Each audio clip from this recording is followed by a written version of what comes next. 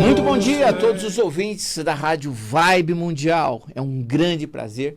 Estamos começando mais um programa aqui na 95,7 FM, programa Saúde Animal, todas as quintas-feiras às 6h30 da matina, aqui na 95,7 FM. Você também pode ouvir o programa pelo site www.radiovibemundialfm.com. Pela primeira vez, meu nome é Marcos Fernandes, eu sou veterinário, com especialização em homeopatia veterinária, atuo como psicanalista clínico também, facilitador em constelação familiar e constelação familiar veterinária. Estou aqui na Rádio Vibe Mundial há cerca de 20 anos fazendo o programa. Bom, em primeiro lugar eu deixo aqui os telefones do ouvinte, quem tiver alguma dúvida, quem quiser fazer alguma pergunta relacionada aos animais, à medicina integrativa, a homeopatia, a psicanálise, a visão sistêmica, constelação familiar, é só ligar no 3171-0221 ou 3262-4490. Pois bem, pessoal, hoje o tema do meu programa é falar sobre duas áreas em que eu trabalho e que são bastante interessantes. Elas se conversam, elas se casam muito bem, são áreas harmônicas, que com o passar do tempo eu fui percebendo que de fato o encaixe era perfeito. Um é a homeopatia veterinária e a outra é a visão sistêmica. O que é uma, o que é outra? A homeopatia é uma ciência, né?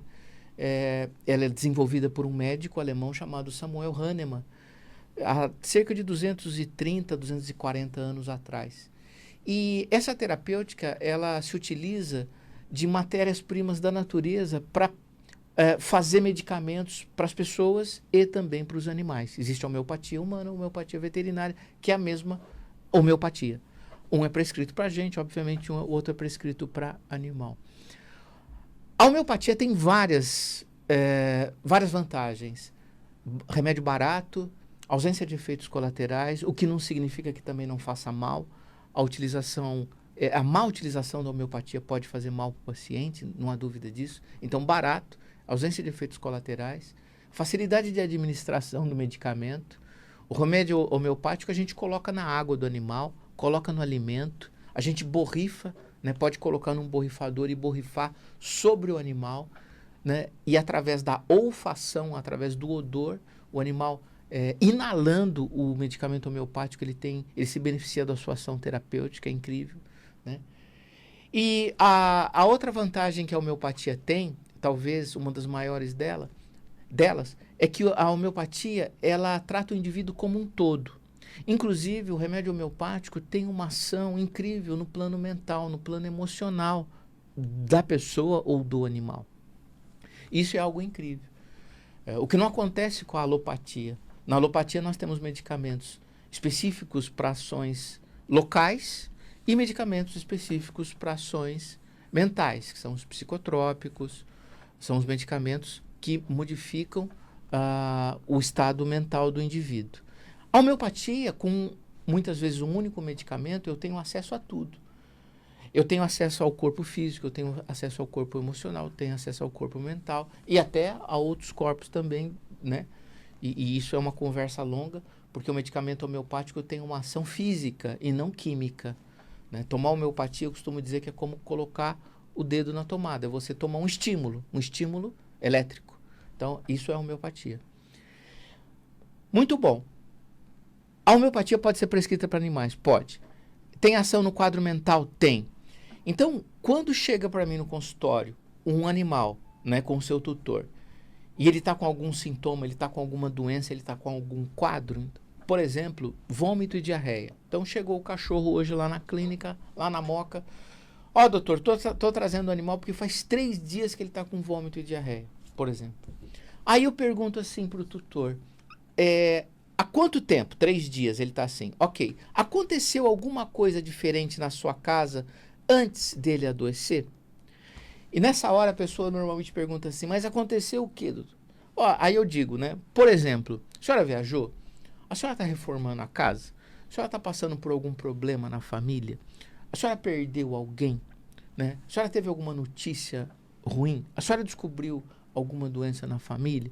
Enfim, situações que podem impactar desfavoravelmente o tutor e a sua família humana, o que é natural.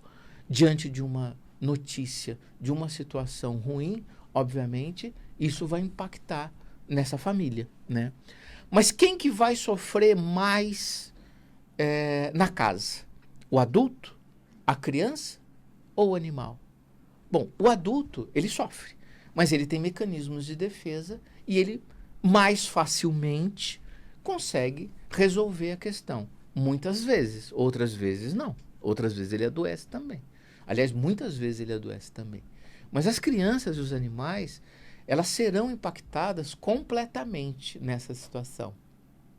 E uma vez impactadas, elas vão desenvolver sintomas quando o impacto é desfavorável. Então, você recebe uma notícia ruim, você vai mostrar sintomas. E esses sintomas de uma doença, de um quadro, como eu citei, vômito e diarreia, o que é a doença ou o que é o sintoma? A doença ela existe para fazer com que a gente não morra. Isso é a doença. A doença é uma tentativa do organismo de se reequilibrar, né?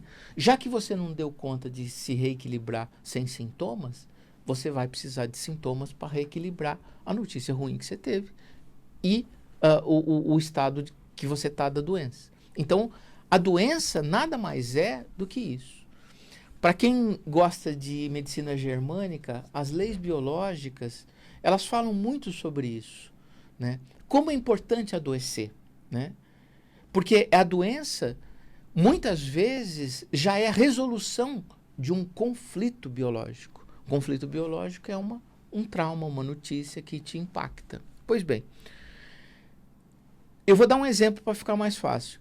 É muito comum chegar no consultório, animais com sintomas, e aí eu pergunto o que aconteceu, né, ultimamente na tua casa. E a pessoa relata o seguinte: eu perdi minha mãe. Ou eu perdi meu pai. Eu perdi um irmão meu, né, faleceu. Especialmente nessa época do Covid, a gente tem se deparado com isso numa frequência maior, com algumas particularidades que somente essa doença traz, né? Não é uma perda normal. Por quê? Porque não tem velório, né?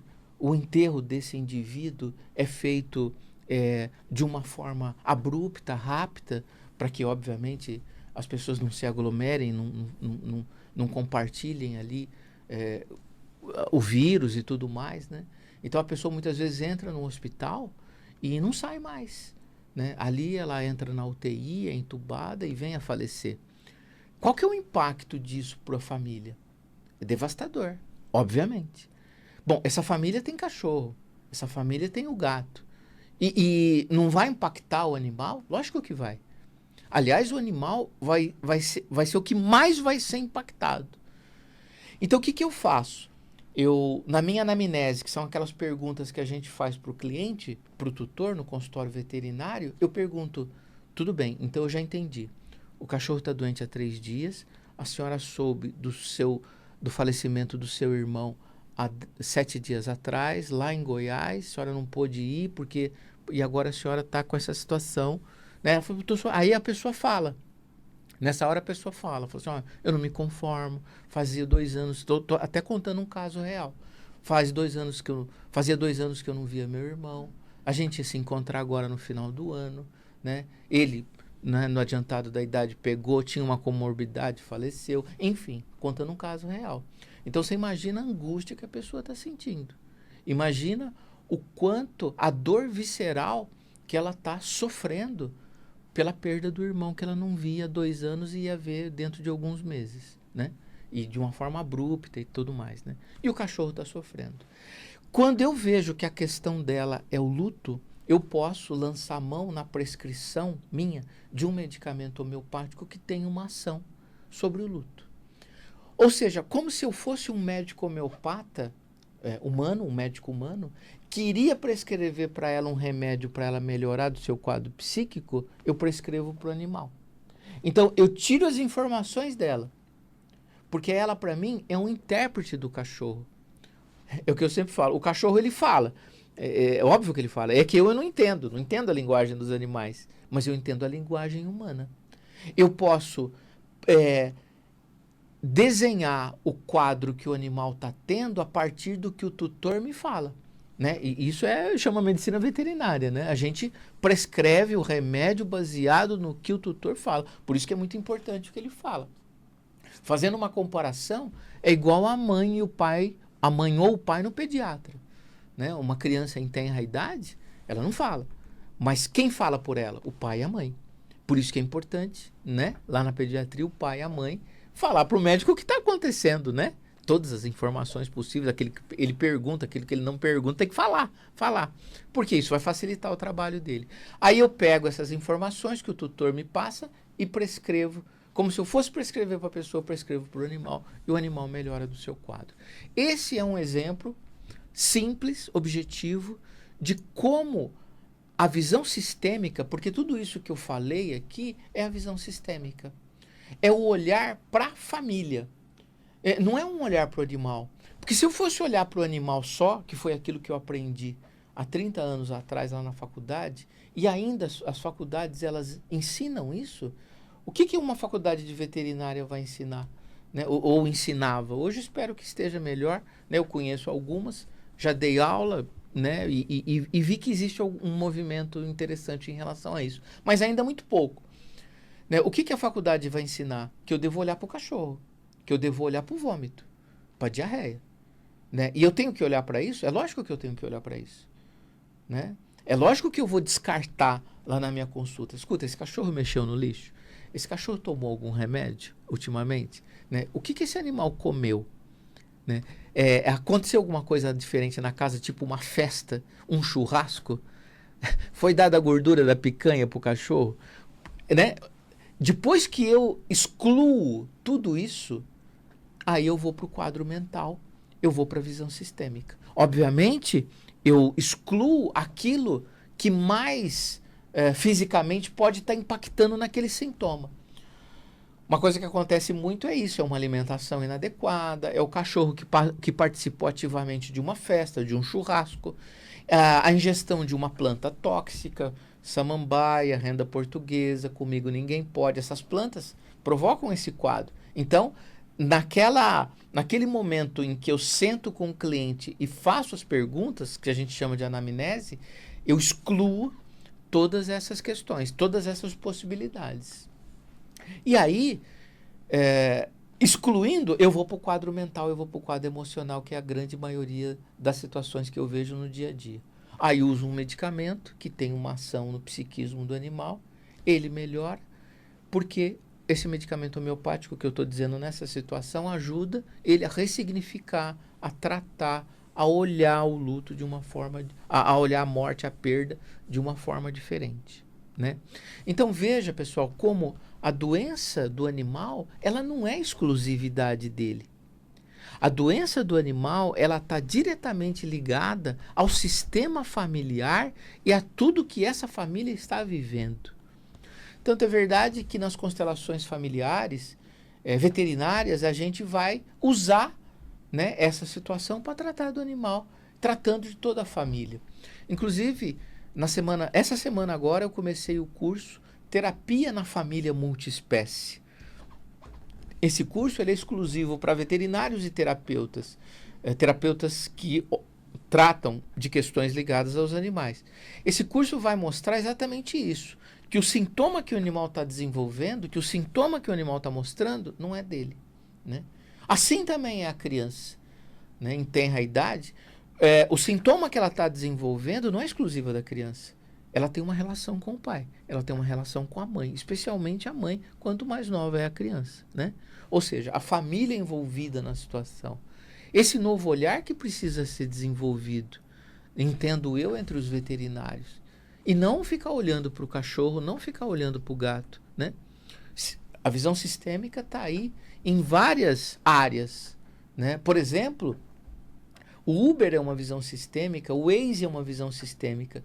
Esses aplicativos, as redes sociais, elas têm esse olhar de visão sistêmica. Ou seja, eu coloco todo mundo que eu quero dentro de uma mesma caixinha.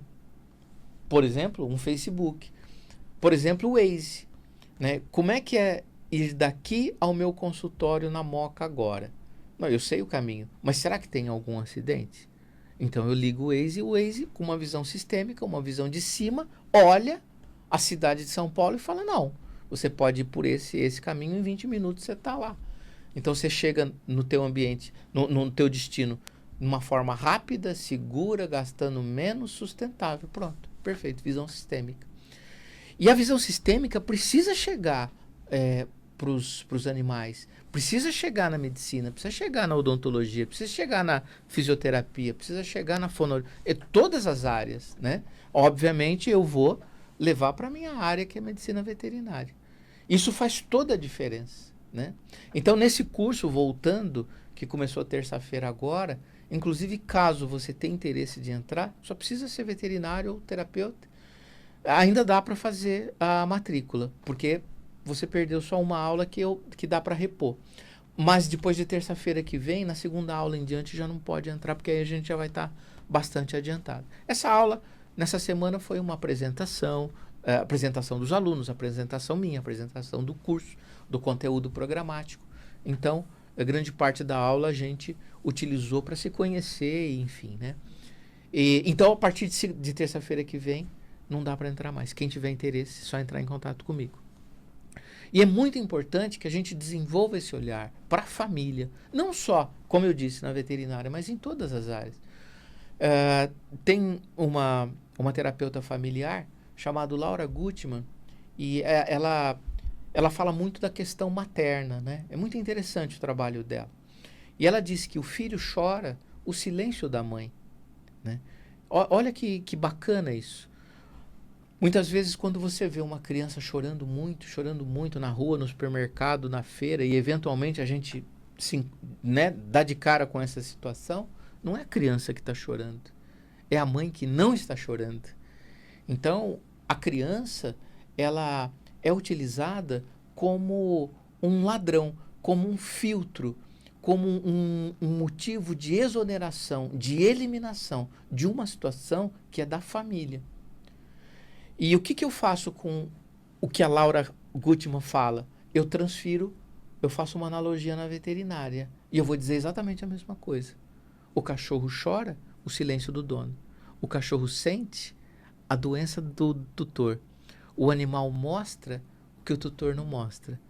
Então, tudo que a gente suprime, tudo que a gente joga para debaixo do tapete, tudo que a gente reprime, precisa sair por algum lugar. E que lugar é esse que sai? Muitas vezes criança, muitas vezes animal. É por isso que quando chega um animal com um quadro, se eu não olhar para o contexto geral dessa situação, eu não vou resolver o problema. Eu vou continuar com a situação. É o que acontece no consultório. Eu vejo animais que passam por 6, 7, 8 veterinários. Né? Todos muito competentes tecnicamente, todos muito bem formados, todos assertivos nos seus diagnósticos e tratamentos, e está tudo certo. Só que não resolve. Porque a questão não é do animal. Porque são profissionais, muitas vezes, que olham só para o animal. E essa é uma crítica construtiva. Falaria, no caso da pediatria, um pediatra que olha só para a criança. Não é verdade? No caso da pediatria, no caso da criança, parece que ainda é mais fácil eu relacionar a criança com a mãe, ou a criança com o pai, ou a criança com os dois. Mentalmente, isso é mais fácil do que o animal estar doente e eu alinhar a doença desse animal com uma situação da família. As pessoas não ligam. Não são só os profissionais. As pessoas não têm uma dificuldade grande.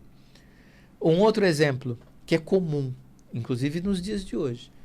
O animal está doente. Ótimo. Chega no consultório, independente do sintoma que ele tem. O que aconteceu na casa de diferente? Ah, como assim? Aí eu explico, uma reforma, uma notícia ruim, pá. Ah, o que aconteceu foi que meu marido perdeu o emprego faz um mês. E a gente está preocupado, uma situação um pouco difícil, instabilidade da economia, não sei o quê. Meu marido trabalhava, ele não tem outra formação, trabalhava nessa empresa não sei quantos anos, a gente recebeu um dinheiro. Tô falando de casos reais, mas ele está, né, tenso, fica em casa o dia todo. O que faz um marido ficar em casa o dia todo? Né? Qual o estado mental, emocional dessa pessoa? E a insegurança que dá. Pensa bem, um pai de família. E pensa no impacto que isso é para toda a família. Perdeu o emprego, renda única, né? 2 filhos, adolescentes, não sei o quê. E o cachorro. Aí o cachorro começa a adoecer. Ninguém vai lembrar que essa doença do animal está relacionada com a bomba que caiu na casa há 1 mês, que foi o desemprego do chefe da família. Só que se for um veterinário, e os veterinários eles são muito intuitivos, eles desenvolvem uma sensibilidade muito grande, os veterinários são muito perceptíveis, né?